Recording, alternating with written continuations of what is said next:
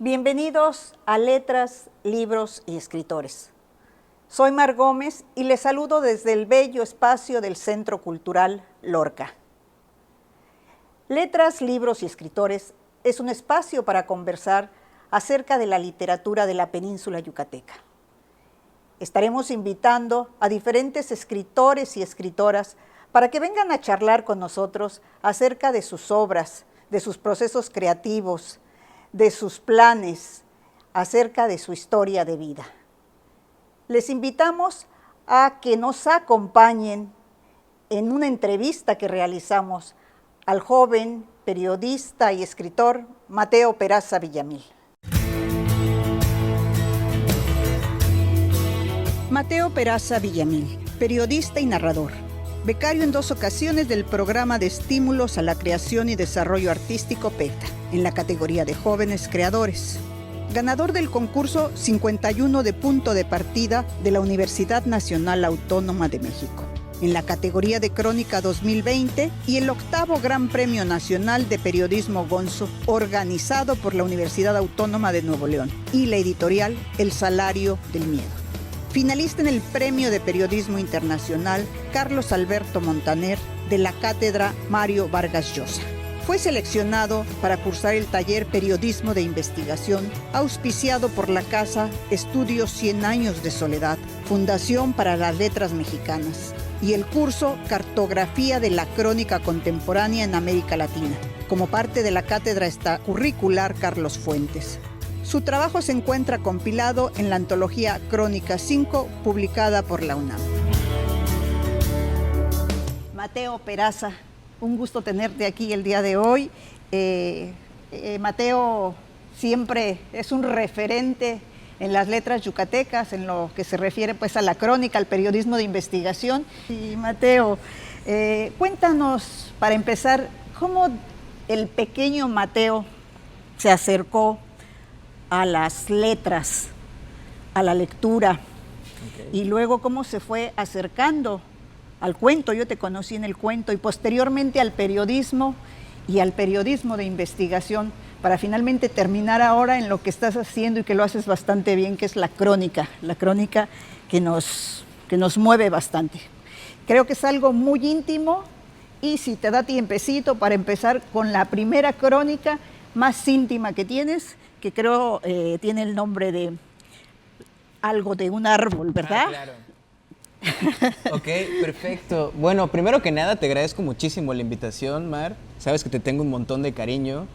Y como arrancando un poco acerca de la pregunta, pues fíjate, yo crecí en Santa María Chuburná, una colonia que en ese contexto de aquel entonces, pensando que era el 2006 o el 2007, era una colonia prácticamente rural que tenía un contexto barrial un poco complicado. O sea, era una colonia donde estaba iniciando el flujo de las pandillas, de los conflictos como entre las personalidades que estaban dentro de la colonia. Entonces yo estaba como muy tratando de buscar referentes en ese entonces, y mis referentes pues no eran los más oportunos y por supuesto no eran los más positivos, ¿no? Entonces, mi mamá, Leonor Villamil, a quien le mando un saludo, aunque ella seguramente no ve televisión, pero espero que hoy se le ocurra prender la tele. Ella fue bibliotecaria por más de 40 años en la Universidad Autónoma de Yucatán, entonces siempre trató de inculcarme la lectura.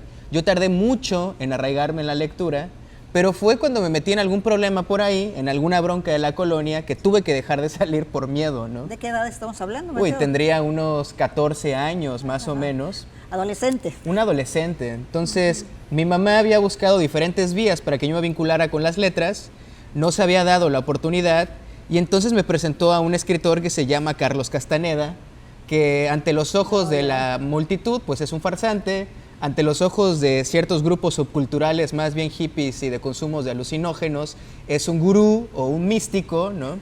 Independientemente, me abrió la puerta con la lectura a mi mamá con ese libro, que me dio a entender que había una realidad o un mundo totalmente ajeno al mundo que yo había conocido dentro de la colonia, en las calles, en la escuela, y me empezó a dar como una bitácora de existencia completamente diferente.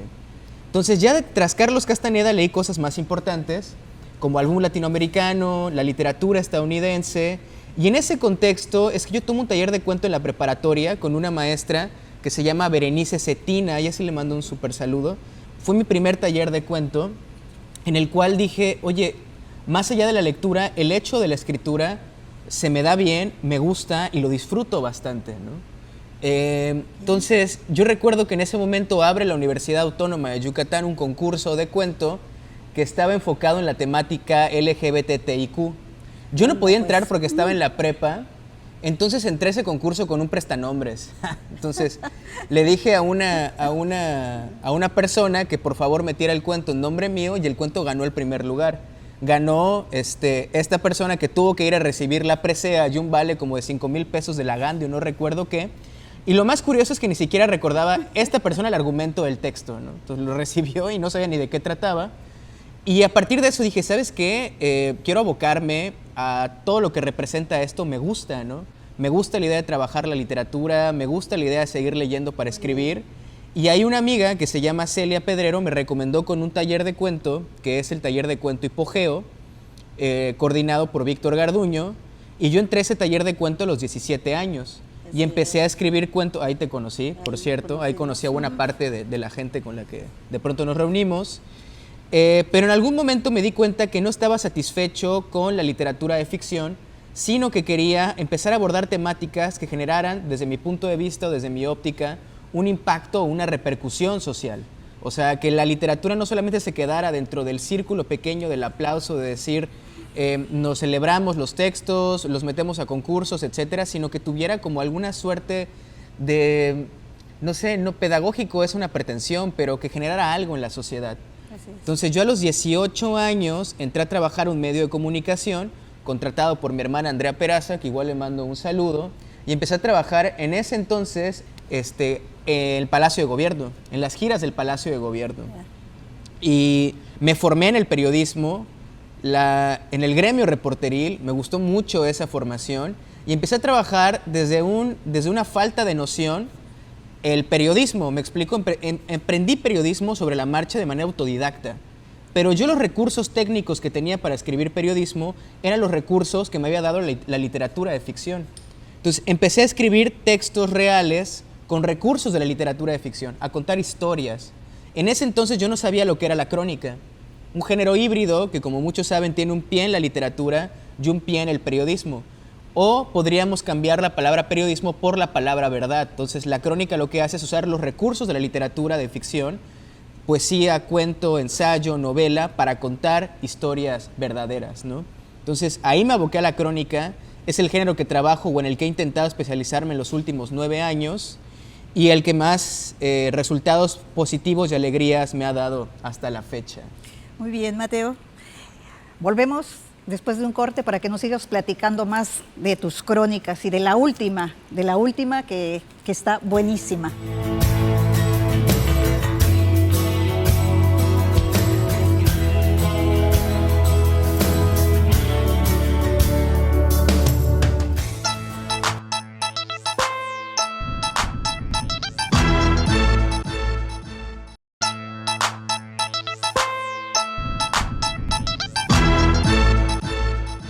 Son muchas las crónicas con las que has estado trabajando actualmente, Mateo, pero hay una en especial que creo que ha llamado mucho la atención, pues a mí en lo particular y creo que a muchas personas también. Esta última del llamado Concilio Maya, todo un trabajo fascinante de una historia de pandillas. ¿Nos podrías platicar de ese trabajo?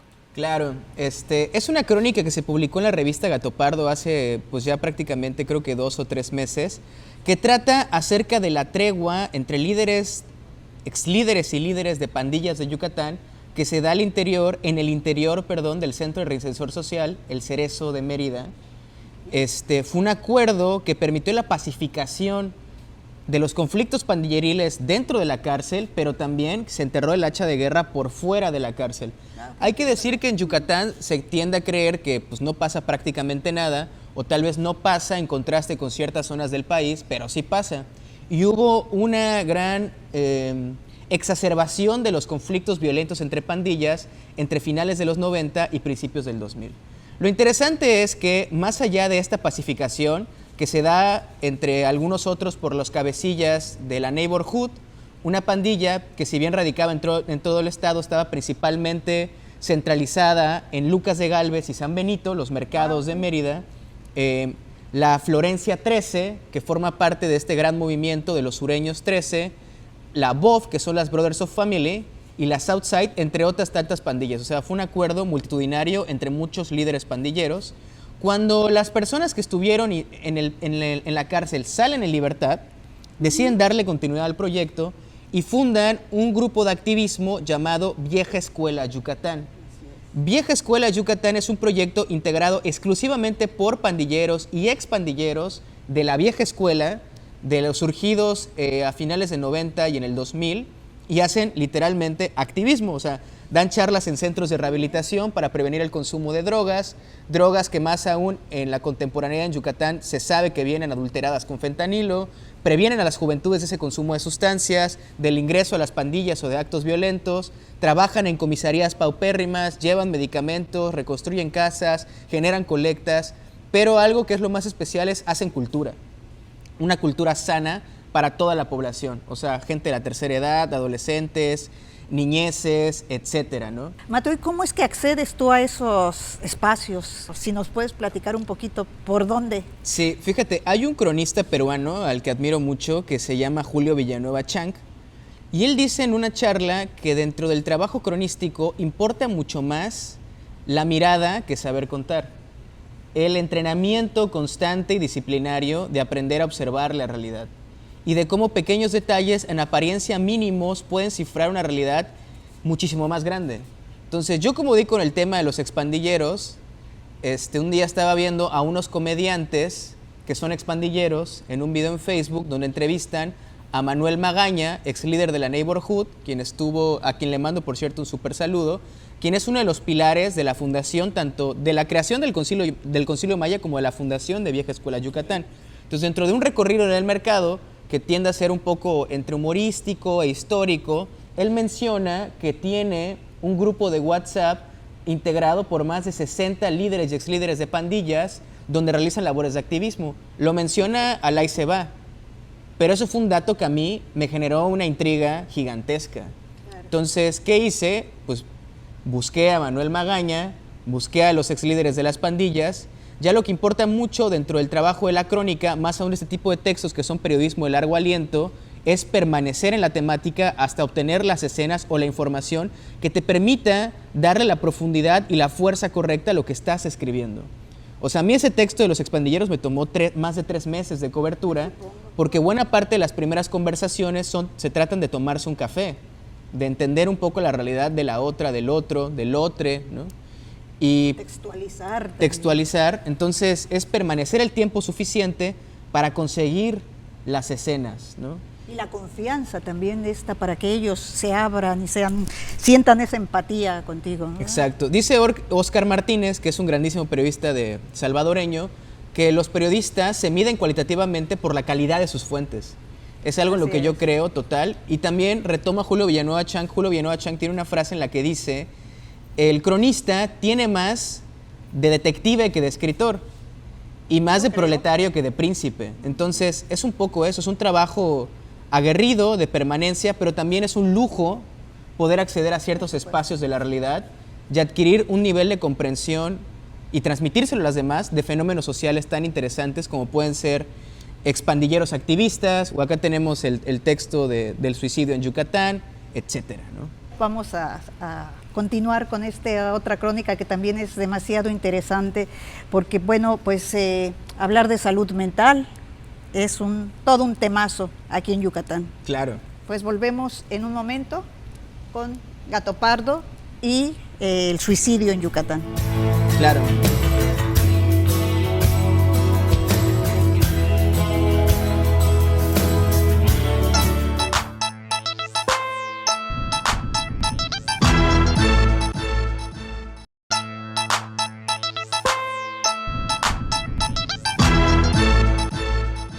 Regresamos con Gato Pardo, la salud mental, el suicidio en Yucatán, un tema interesantísimo y que lo abordas tú con una exquisitez literaria muy, muy especial.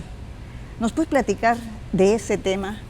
Sí, fíjate, Mar, Cuando en el año 2022, si no estoy mal, al borde del 2023, la revista Gato Pardo, con quien exactamente estoy profundamente agradecidos, las fotos de el grandísimo Luis Antonio Rojas, un buenísimo fotógrafo. Sí. Bueno, el punto es que ellos arman un proyecto de becas, como unas suertes de becas, para formación periodística dentro del estado de Yucatán, particularmente en el sureste de México, y abordar temáticas, ¿no? Temáticas para publicarse en la revista. Entonces, yo en ese entonces acababa de ir a las jornadas de prevención del suicidio que organiza el Sepsis. Y había visto una charla en la que una académica habló acerca del incremento de la incidencia de suicidio infantil. Entonces, ¿Aquí en el estado? Aquí en el estado de Yucatán. Hay que decir que Yucatán, a nivel de suicidio en general, la incidencia ha sido alta desde hace bastantes años, bastantes décadas. En primer lugar, tenía entendido, ¿verdad? Ahorita creo que estamos en segundo lugar, pero en el 2023, de acuerdo con las estadísticas de defunciones registradas del INEGI, ocupamos el primer lugar, que es la coyuntura o el contexto en el que se dio la cobertura de esta temática. Al principio me dediqué a suicidio infantil. Me di cuenta de la complejidad del tema, en que necesitaba bastantes herramientas, tablas y un acompañamiento psicológico para realizar las entrevistas. Entonces, a veces el planteamiento de una investigación tiene que rectificar el rumbo, ¿no? O girar un poco el timón hacia otro lado. Y como parte de las primeras entrevistas, di con un grupo de activismo llamado Ancla de la Esperanza, que es un grupo encabezado por Marilú Ancona y Rita Ortiz, dos mujeres brillantes, activistas aguerridas, admirables, quienes se dedican al trabajo de posvención.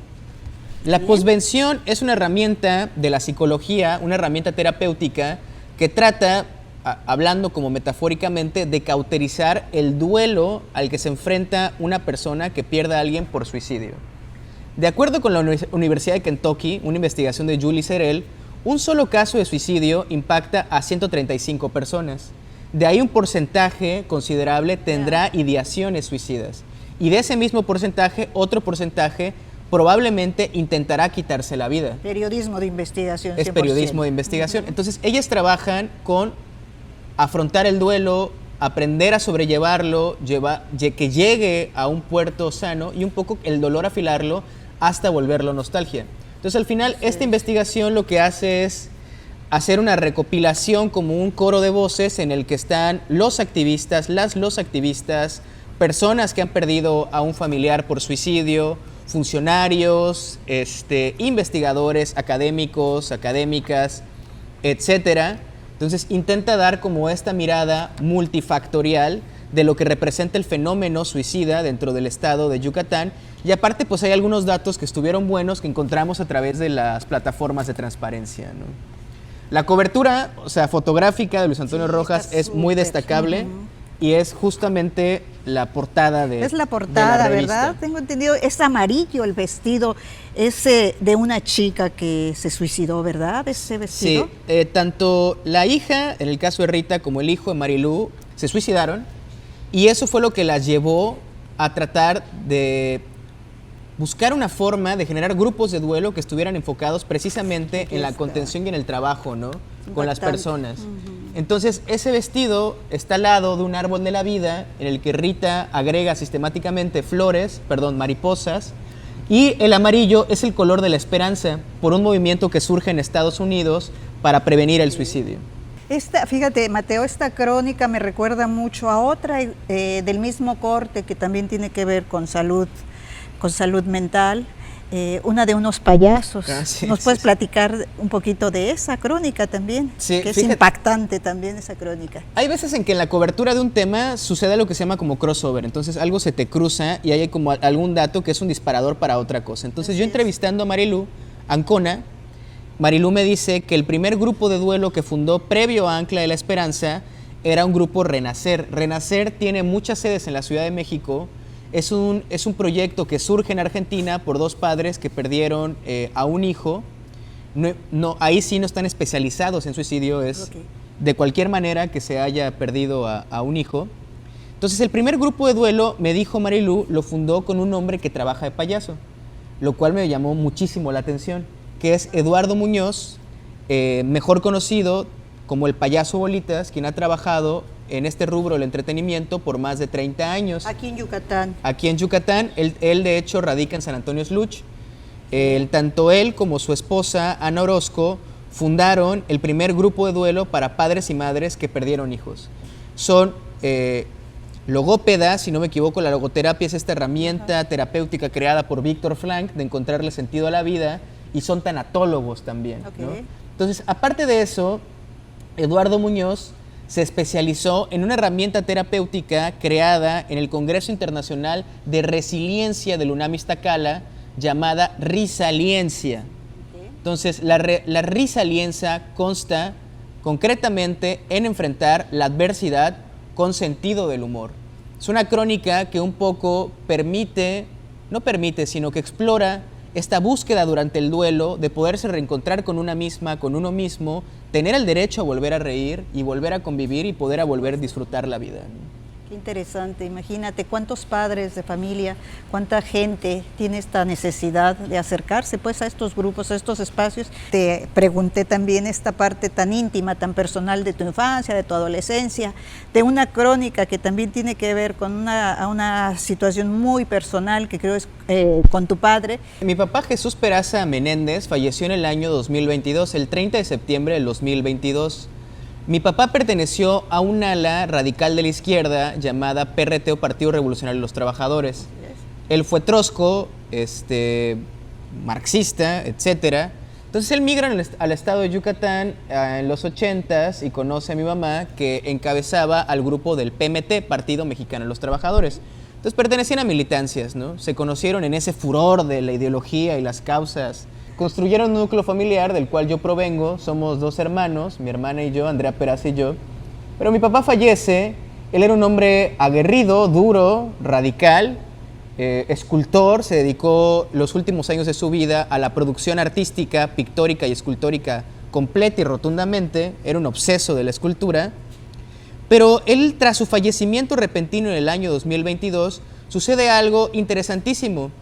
Sobre la calle 60, si no me equivoco, está este sitio llamado Capillas Funerarias. Ahí mi hermana trabajó en esa funeraria y mi papá colgó su última obra, que era un hombre que transmutaba en un delfín, un hombre maya transmutado como en una especie de delfín con alas. Entonces, un vendaval tiró la obra de un árbol gigantesco como de 20 metros. ¿Cuándo falleció tu papá? No, todavía. 2 meses antes de su fallecimiento, se rompe la escultura, mi papá arma una obra dispersa, o sea, con los fragmentos arma obras individuales. Y mi papá, se venden algunas de esas obras, mi papá fallece, en Capillas Funerarias le hacemos un homenaje, mi tío, Miguel Peraza, renta un auto, llegan a buscar las cenizas de mi papá, las ponen en la parte de atrás del coche y cruzan a comer a Siquef. Y en ese instante, a los pocos minutos de que cruzan, ese árbol inmenso cae, aparentemente un árbol extremadamente vivo, verde, cae y atraviesa una hilera de coches, entre los cuales aprisiona las cenizas de mi papá en la parte de atrás del auto. Y ahí es donde nace esta historia que nos estás contando y que aparte sé que fue premiada. Mucho lo que nos llevamos esta tarde con la entrevista con Mateo. Muchas crónicas, mucha entrevista de investigación, muchas historias. Muchas gracias, Mateo, por todo lo que nos has platicado. Los invitamos a una próxima emisión.